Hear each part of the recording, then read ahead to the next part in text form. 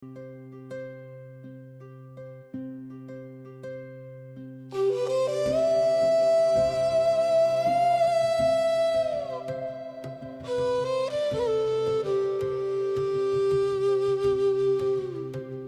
के गुलदस्ता से आज हम आपके लिए लेकर आए हैं वरिष्ठ पत्रकार और रेडियो उद्घोषक श्री नवनीत मिश्र की लिखी हुई कहानी तुम कैसी हो अम्मा।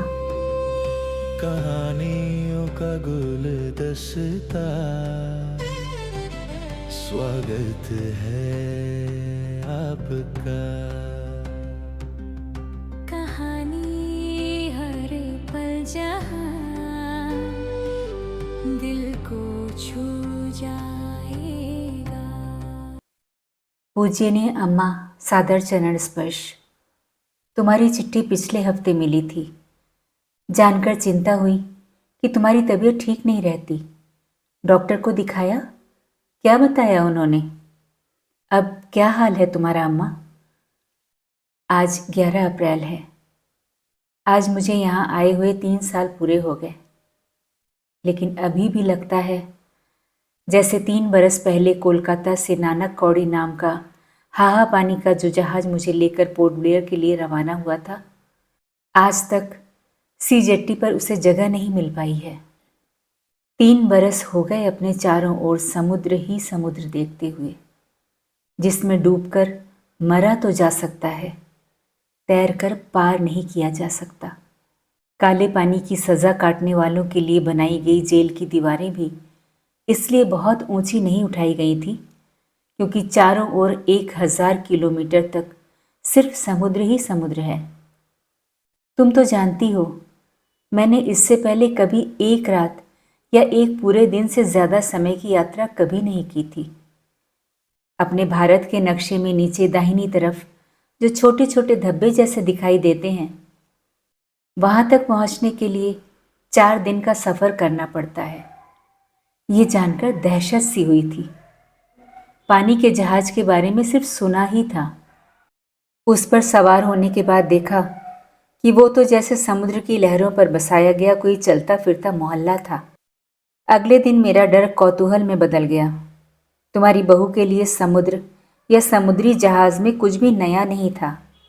उसी ने मुझे बताया कि मैं जहाज़ में बेरोक टोक कहीं भी घूम सकता हूँ। मुझे बस उन जगहों पर नहीं जाना था जहाँ तख्तियों पर लिखकर टांगा हुआ था कि बंक के यात्री इधर ना आए। बंक क्या होता है तुम्हें कैसे समझाऊं? समझ लो गांव के दक्षिणी टोले में जैसे झोपड़पट्टियाँ होती है ना, वैसा होता है बंक।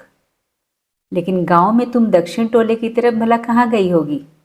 खैर, और जिधर न जाने की हिदायत दी गई थी वो था जहाज का सिविल लाइन का इलाका, जहाँ बड़े लोग सफ़र करते हैं।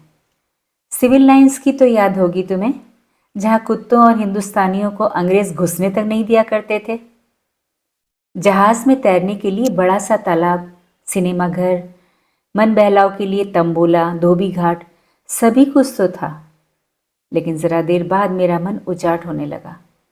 मैं डेक की रेलिंग के सहारे खड़े होकर सूरज के गोले को देखने लगा, जिसे लगता था समुद्र लीले जा रहा है। अभी तक नीला दिखाई देने वाला समुद्र का पानी काला पड़ता जा रहा था। मैंने सोचा कि हो ना हो समुद्र के इसी रंग को देखकर इस जगह का नाम काला पानी रखा गया होगा।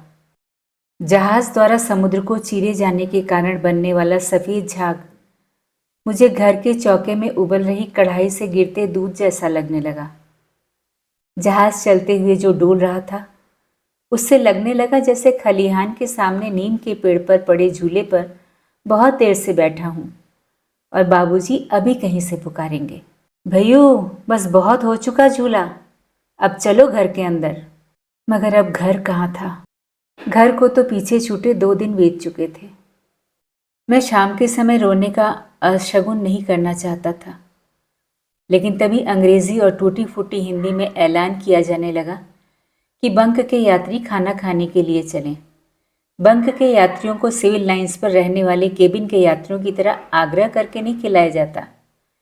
ऐलान सुनते ही वे कूपन लेने के लिए दौड़ पड़ते हैं और पेट भर लेते हैं। झोपड़पट्टी के हम लोग जब कूपन पाने के लिए जूझ रहे होते थे तब केबिन में सफ़र करने वालों को एक बड़े से कमरे में सफ़ेद बुर्राक मेजपोश से सजाकर रखी हुई मेज़ों पर खाना परोसा जा रहा होता था। जहाज का बंक कहाँ होता है जानती हो? जहाज का वो हिस्सा जो सबसे नीचे होता है और हमेशा पानी में डूबा रहता है, उसे बंक क्लास कहते हैं। बंक की सीढ़ियाँ उतरते ही मेरा जैसे दम सा घुटने लगा। हमेशा पानी में रहने के कारण बंक में सीलन बहुत रहती है। बदबू और सीलन से भरे बंक में रोशनी के नाम पर 2 रॉड जल रहे थे, लेकिन पी जा रही बीड़ियों के धुएं ने उस रोनी सी शक्ल वाले बंक को और भी मरा मरा सा बना रखा था। 150 यात्रियों से भरे उस दमघोटू बंक में रेल के डिब्बों की तरह तले ऊपर सोने की 3 जगहें थीं, जो लोहे की बनी हुई थीं और उन पर गद्दी जैसी कोई चीज़ नहीं थी। दिन रात एक ही जैसा समय बने रहने के कारण पता ही नहीं चलता था कि कब दिन हुआ और कब रात आ गई। बंक में लगे लाउडस्पीकर पर की जा रही घोषणा को सुनकर लोगों ने जाना कि खाने का समय हो गया है। कुछ लोग अपने साथ लाया हुआ भूजा या रोटी और चोखा खोलकर बैठ गए। खाना खाने से पहले हाथ धोने की रस्म जैसी अदा करने के लिए वहीं अपने सोने की जगह के नीचे चुल्लू में पानी लेकर अपने हाथ चुपड़ने लगे और मैं खुली हवा में सांस लेने के लिए डेक तक पहुंचने की कोशिश करता हुआ गलियारों में इधर उधर टकराते हुए भटकने लगा, जैसे विज्ञान के किसी प्रयोग के लिए जार में बंद चूहा बाहर निकलने के लिए छटपटाता है। उसी जहाज में एक दर्जा केबिन का भी होता है। उसी दिन सामने से निकलते हुए एक केबिन के खुले रह गए दरवाजे से मैंने झांक कर देखा था। केबिन में आमने सामने 2 चौड़ी बेंचों जैसी सोने की जगह होती है और सामान रखने के लिए ज़रूरत भर जगह होती है। पहली बार बेटी और दामाद विदा होकर जा रहे थे। ससुर जी में ज़रा सा भी मन होता तो वो हम दोनों के लिए केबिन ले सकते थे, लेकिन अपना मन तो वो आपको दहेज में 2 लाख देकर गांव में ही खाली कराए थे। तुम सीधी सादी हो, मानोगी नहीं, लेकिन मुझे तो ससुर जी पहले ही दिन 1 नंबर के काइयाँ, झूठे और नाटकबाज लगे थे जिस दिन वो शादी की बात करने गांव आए थे। तुम तो घर के भीतर थी, मैं बाबू के पास बैठा हुआ था। बात करते करते अचानक उन्होंने बाबू के पैरों पर अपना सिर रख दिया था और सूखी आंखें लिए बुक्का फाड़ कर रोने लगे। मैं तो देखता ही रह गया कि कैसे बाबूजी की ओर से शादी की मंजूरी का जरा सा इशारा पाते ही वो एकदम सामान्य हो गए थे। रुपए का दहेज थूकने वाले एक पिता को अपनी इकलौती बेटी के लिए इतना दयनीय होने की क्या जरूरत थी? ये बात मैं तब नहीं समझ सका था। तब मुझे यही लगा था कि अपने समाज में तो बेटी का बाप होने का मतलब ही है दयनीय और कातर होना। तब मुझे लगा था कि अपने जीवन के 35 साल घर से दूर अंडमान में गुजार चुके ससुर जी में एकाएक गृह आतुरता जाग उठी होगी और इसीलिए उन्होंने फैसला कर लिया होगा कि अपनी बेटी का ब्याह वो अपने मूल गांव के आसपास ही कहीं करेंगे। उस समय इतनी दूर तक जाने की बात सुनकर मैंने यही जाना था कि कुछ लोगों को अपनी जड़ों की तलाश का रूमानी शौक होता है, लेकिन बाद में जाना कि अपने शौक को पूरा करने की सनक में ऐसे लोग इस बात की भी परवाह नहीं करते कि अपनी जड़ों की तलाश में वो दूसरों की जमी जमाई जड़ों को उखाड़े डाल रहे हैं।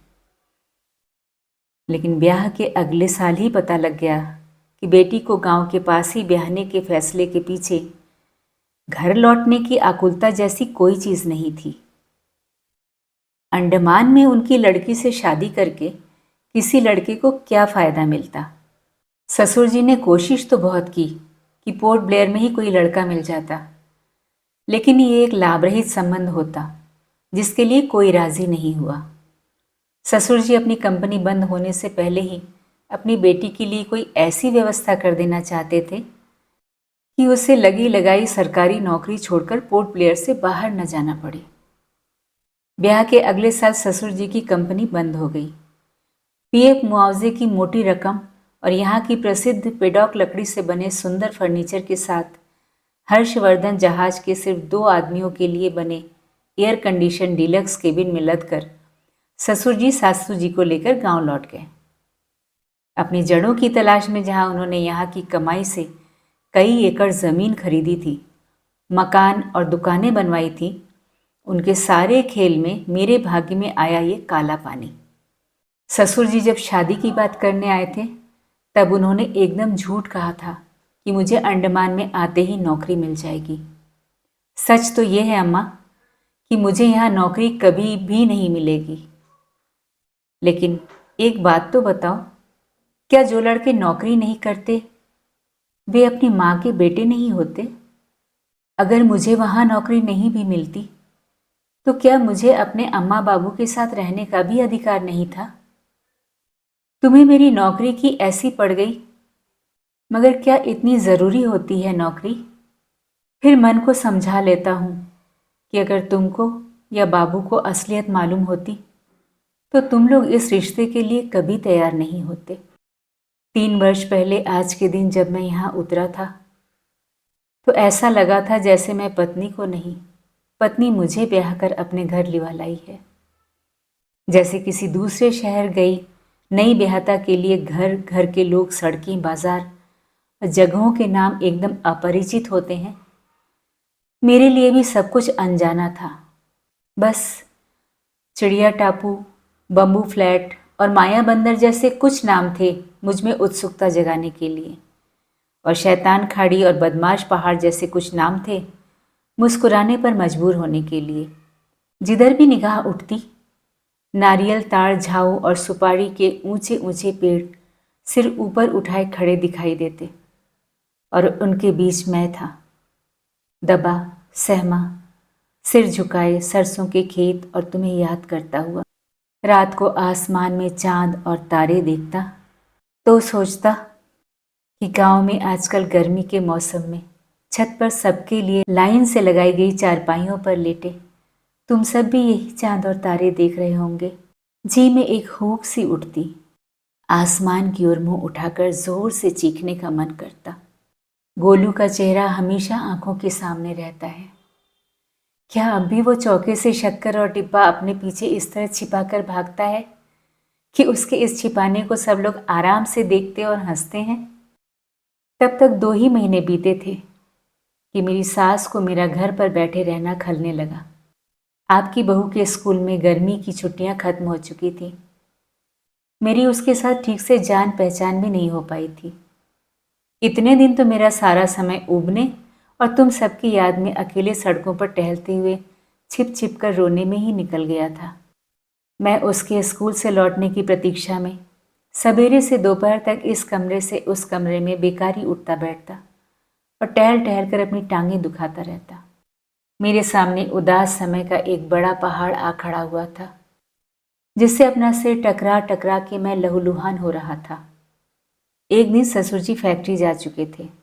सासू जी धोबी के यहाँ से आए हुए कपड़े मिला रही थी और मैं अचानक शुरू हो गई मूसलाधार बारिश में नहाकर हरी होती जा रही वनस्पति को देख रहा था। यहाँ का आसमान भी तो साल के 7-8 महीने रोता ही रहता है। आज बेबी छाता ले जाना भूल गई है, कहीं स्कूल से चल पड़ी होगी तो भीग जाएगी, सासू ने मुझे सुनाते हुए जैसे किसी और से कहा। कमरे में मेरे और उनके अलावा तो और कोई था नहीं। मैं छाता लेकर चला जाता हूँ, मैंने तत्परता से उठते हुए कहा।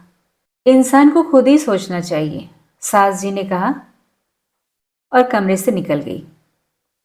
मैं तुम्हारी बहू को भीगने से बचाने के लिए जाना जरूर चाहता था, लेकिन मन में कहीं एक दबी सी इच्छा ये भी थी कि उस हू करती घनघोर वर्षा में मुझे बाहर निकलने से कोई एक बार तो रोकता। छाते से लटकाने वाली जगह पर केवल एक आपकी बहू वाला छोटा छाता था, जो अकेले उसे ही भीगने से बचा पाने के लायक नहीं था। एक बार तो मुंह में आया कि आपकी बहू के लिए एक छाता और मांग लूं, मगर मैंने अपने आप को रोक लिया। एक छाते के नीचे उसके साथ भीगते हुए 2-2.5 किलोमीटर पैदल चलने का सुख उठाने के लिए मैं घर से निकल पड़ा। यहाँ होने वाली तूफानी बारिश के सामने उस नन्हे से छाते की क्या बिसात थी। घर लौटते लौटते हम दोनों पूरी तरह भीग चुके थे। तुम्हारी बहू के लिए ऐसी वर्षा, तूफान या पानी में भीगना कुछ भी नया नहीं था, लेकिन घर आकर कपड़े बदलते बदलते मेरी आंखें जलने लगी और सिरदर्द शुरू हो गया। इंसान को अपने पैरों पर जल्दी से जल्दी खड़े होने की कोशिश करनी चाहिए। अपनी बेटी की थाली परोसने के बाद सास जी ने हवा में अदृश्य उसी किसी इंसान से कहा और खाने की थाली मेरी ओर सरका दी। एकाएक लगा कि आंखों की जलन और तेज हो गई है और सिर की नसें तड़पने लगी हैं। बात बिना किसी प्रसंग के और वो भी खाना देते समय कही गई थी। मैंने थाली सरका दी और तबीयत ठीक ना होने का बहाना बनाकर उठ खड़ा हुआ। कमरे में लौटते समय पीठ पीछे मैंने तुम्हारी बहू का भी थाली सरकाना सुना। मुझे अच्छा लगा। तुम्हारी बहू बहुत अच्छी है अम्मा। उसने मुझे कभी महसूस नहीं होने दिया कि मैं बेरोजगार हूँ और उसकी कमाई पर पल रहा हूँ। बेटी को गांव में सास ससुर जिठानी और चार चार देवरानियों की किचिर पिचिर से दूर रखने और उसे एक आज़ाद जीवन देने के लिए पिता द्वारा किए गए छल से दुखी तो वो भी है, मगर अब वो कर भी क्या सकती है। मेरी जेब में चाहे 1 रुपए का नोट ही हो, तुम्हारी बहू कुछ न कुछ डाल देती है ताकि मुझे अगर कहीं जाना हो तो मैं बस से जा सकूं। सूखते हुए मुंह भरी पिंडलियों, उखड़ती सांसों और आंखों के आगे छा रहे अंधेरों की कोई परवाह न करते हुए मैं नौकरी के लिए पीताम्बर जी से 5 बार मिलने गया, लेकिन कभी वो व्यस्त थे और कभी वो थे ही नहीं। जिससे पैदल चलने की आदत ना हो अम्मा, उसका यहाँ की उतार चढ़ाव वाली सड़कें दम निकाल देती हैं। जो ढलानें एक तरफ से राहत देती हैं वही आगे चलकर चढ़ाई में बदल जाती हैं। चलने वाले को ढलान की सुविधा उठाने का भुगतान अपनी फूलती सांसों से अदा करना पड़ता है।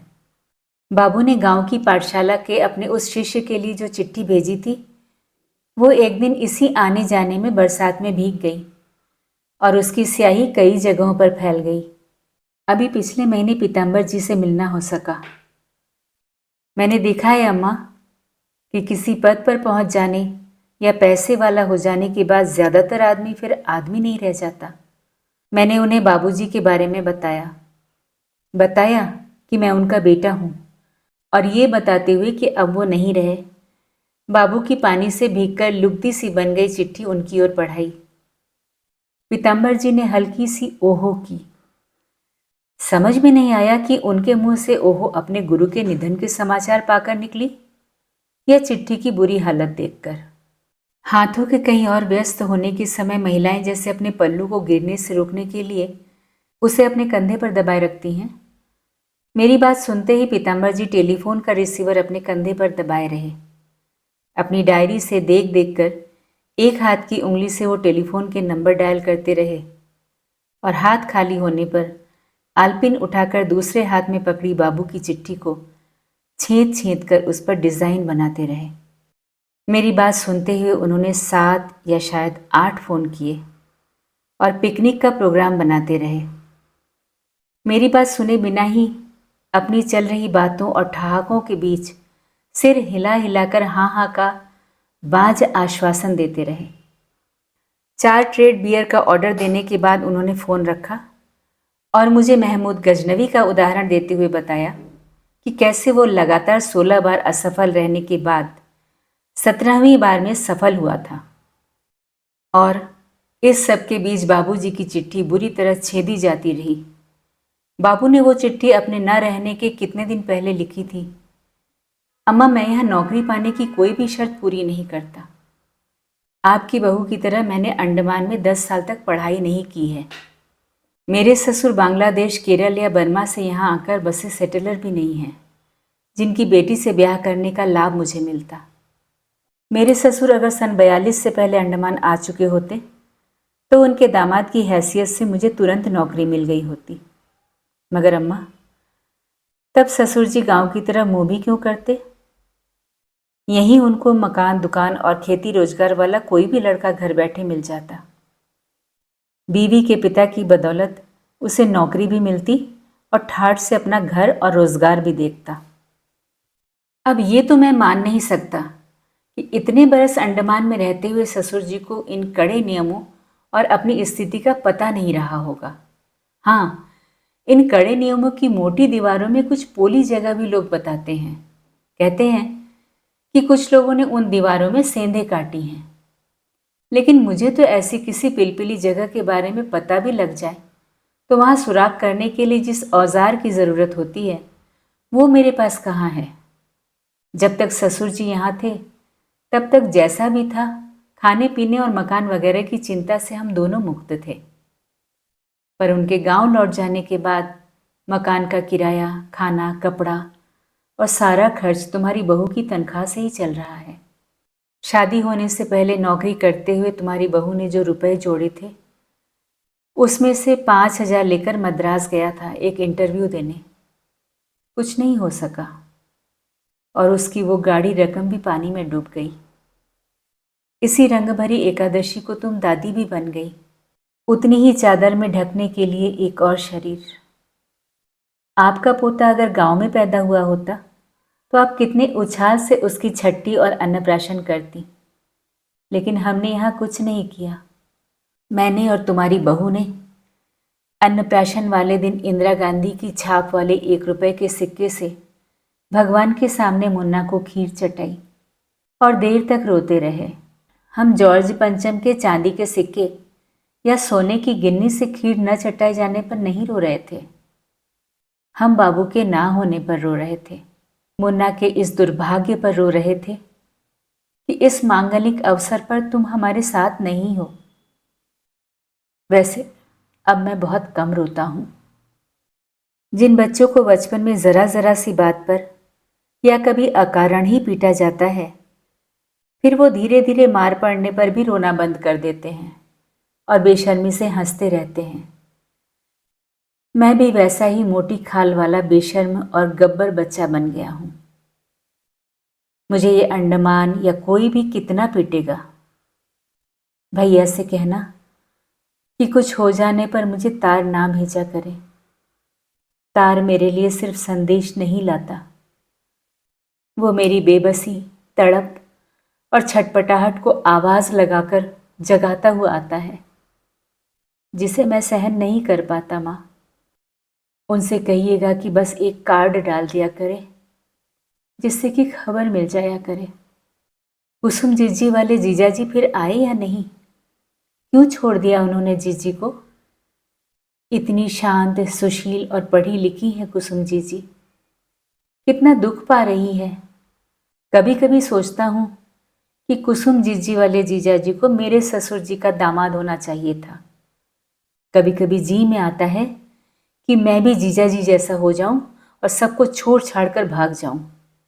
मगर ऐसा सोचने के बाद तुरंत ग्लानि से भर उठता हूं कि मैं तुम्हारी बहू के धैर्य और स्नेह का अपमान कर रहा हूं। कभी कभी मन में आता है कि तुम्हारी बहू की नौकरी छुड़वा दूं और सबको लेकर वापस आ जाऊं।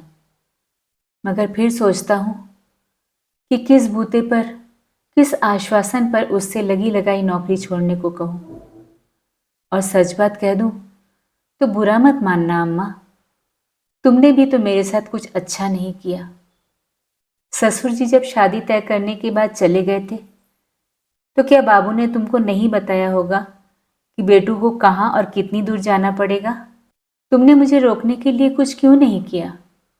मजबूरी तो खैर है ही, पर अंदर से अब मन भी नहीं करता कि भागकर तुम्हारे पास पहुंच जाऊं। अपने इस बेटे का दाम तुमने और बाबू ने लाखों में आंक लिया। मुझे तो लगने लगा है अम्मा कि तुम्हारा ये फालतू बेटा तो मुफ्त में ही महंगा था।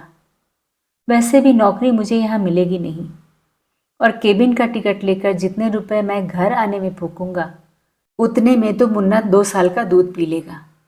पैसा बचाने के लिए ही मैं इतने बरसों तक यहाँ रहते हुए भी कहीं घूमने या जगहों को देखने नहीं गया।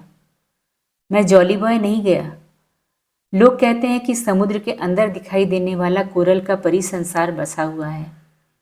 रॉस नाम के टापू पर नहीं गया जहाँ अंग्रेज रहा करते थे और जिनके गिरते हुए भवनों को पेड़ की जटाओं ने चारों ओर से घेर कर गिरने से रोक रखा है। मैं तो सेलुलर जेल तक नहीं गया, जो मुझे अपने जीवन और उसकी नियति के बहुत नज़दीक लगती है। तुमने एक बार किसी चिट्ठी में लिखा था कि तुम चले गए हो, अब यहाँ शोर मचाने वाला कोई नहीं है। अब तुम्हें क्या बताऊं अम्मा। यहाँ आकर मैंने अपना शोर समुद्र में डाल दिया था कि जब कभी घर की बहुत याद आएगी तो उसके शोर में अपना शोर सुन लिया करूंगा। लेकिन वो तो मुझसे भी ज्यादा अकेला और उदास निकला। पता नहीं पहले से ही था या मेरे आने के बाद हो गया। यहाँ जो लोग हफ्ते 10 दिन के लिए आते हैं वो यहाँ के समुद्र, मूंगे के टापुओं, पहाड़ियों और नौका यात्राओं का आनंद उठा सकते हैं, क्योंकि उन्हें लौट जाना होता है अपने घरों को। समुद्र देखना उनके लिए रोमांचकारी होता है। समुद्र का गहरा, हरा और नीला अलग अलग रंग, लेकिन एक साथ बहता पानी देखकर उनकी आंखें पलक झपकाना भूल सकती हैं। लेकिन मुझ में तो ये समुद्र बस ऊब ही पैदा करता है। कब तक कोई खुश हो उस रंगीन पानी को देखकर जिसका एक घूंट भी पिया ना जा सके। यहाँ की जेल के अंदर दीवारों पर क्रांतिकारियों को पहनाई गई डंडा, बेड़ियां और हथकड़ियां लटकी हुई हैं। उनकी कुछ तस्वीरें तुम्हारे बहू के एल्बम में भी हैं। उन तस्वीरों को देखकर उनकी मजबूती का अनुमान लगता है। लेकिन क्या मेरे एक पैर में पत्नी और दूसरे पैर में पुत्र मोह की जो डंडा बेड़ियां पड़ी हैं, उन्हें काट पाना मेरे लिए आसान है? क्रांतिकारियों में से कुछ में उन्हें काटने और भाग निकलने की इच्छा और हौसला तो रहा होगा, मगर उस कैदी का क्या हो सकता है जिसे डंडा बेड़ियों और हथकड़ियों में ही सुख मिलने लगा हो। यहाँ ऐसी कौन सी जगह होगी जहाँ किसी भी तरफ 2-3 किलोमीटर चलते ही समुद्र न आ जाता हो। कभी कभी तो जब मन बहुत उदास हो जाता है तो अकेला किसी भी तरफ निकल जाता हूँ और पाता हूँ कि मैं उससे लाख उगूं। समुद्र एक निश्चल और हमदर्द दोस्त की तरह मेरा राह देख रहा होता है। अक्सर वहाँ छोटे छोटे बच्चों से लेकर बड़े बूढ़े तक सीपियाँ और चिकने पत्थर चुनते दिखाई देते हैं। उन्हें देखकर लगता है कि समुद्र सबको बच्चा बना देता है। जिन सीपियों और पत्थरों को पाने की सब में एक होड़ सी लगी रहती है, समुद्र जैसे उनसे छुटकारा पाने के लिए उन्हें उलीच उलीच कर अपने से बाहर फेंकता रहता है। उसको देखकर लगता है अम्मा कि हम छोटे, हमारी उदारताएं छोटी, सोच छोटी, इच्छाएं छोटी। उधर समुद्र बड़ा, उसकी उदारताएं बड़ी, सोच बड़ी और ज़रूर ही इच्छाएं भी इतनी बड़ी होंगी कि आसानी से पूरी हो सकने वाली नहीं होंगी।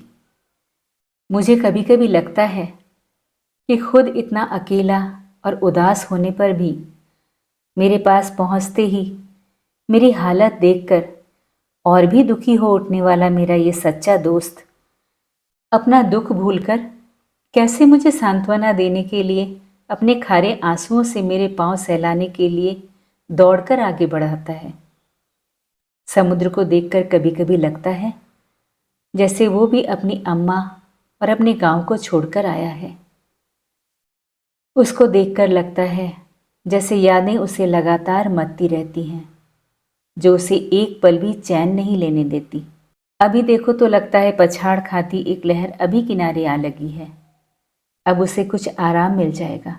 लेकिन तभी दिखाई देता है कि दूर से चली आ रही धुंधली सी याद जैसी कोई दूसरी लहर धीरे धीरे सघन बनती हुई उसे फिर मथुरे ने आ पहुंचती है। ये भी तो पागल है, यादों से पीछा छुड़ाना इसे भी नहीं आता। वरना सोचो कि समुद्र के पास भला किस चीज़ की कमी है। तुमने लिखा है कि गांव से जाने के बाद मैंने तुम्हें एक भी चिट्ठी नहीं लिखी। ऐसा तो नहीं है। मैंने अब तक तुमको 41 चिट्ठियां लिखी हैं। एक चिट्ठी तो यहाँ पहुँचते ही लिखी थी, फिर जब ससुर जी गांव चले गए थे तब लिखी थी। भतीजे के कुएं में गिरकर मरने का तार मिला तब लिखी थी। बाबू के न रहने पर तो बहुत लंबी चिट्ठी लिखी थी। कुसुम जीजी के साथ जो कुछ हुआ उसका समाचार मिलने पर लिखा था। फिर पोते के पैदा होने पर लिखा था। और जब जब तुम्हारे पास भाग आने का और तुम्हारी गोद में सिर रखकर रोने का मन हुआ तब तब तुम्हें लिखा है। मेरी तो तुम्हारे लिए लिखी जा रही ये 42वीं चिट्ठी है। लेकिन अम्मा, क्या होगा इन चिट्ठियों से? क्या होगा अपना हाल तुम तक पहुंचाकर? एक बार तो मन करता है कि तुम्हें एक पोस्ट कार्ड लिखूं और उसका कोना फाड़ दूं, खत्म हो जाए ये व्यर्थ का सिलसिला। मगर जब कभी ऐसी अशुभ बात मन में आती है तो तुम्हारी कही हुई बात सामने आकर खड़ी हो जाती है कि सोचो अपने को और हो जाता है किसी और को। नहीं, तुम, भैया भाभी, सब छोटे भाई सुख से रहें, पूरी उम्र जिएं, सबके सारे मनोरथ पूरे हों। मैं इस 42वीं चिट्ठी के बाद भी बस नहीं करूँगा। ऐसे ही तुम्हें लिख लिख कर चिट्ठियाँ संदूक में बिछे अखबार के नीचे रखता जाऊँगा। कभी तो मेरा सामान घर पहुँचाया जाएगा, तुम ना सही।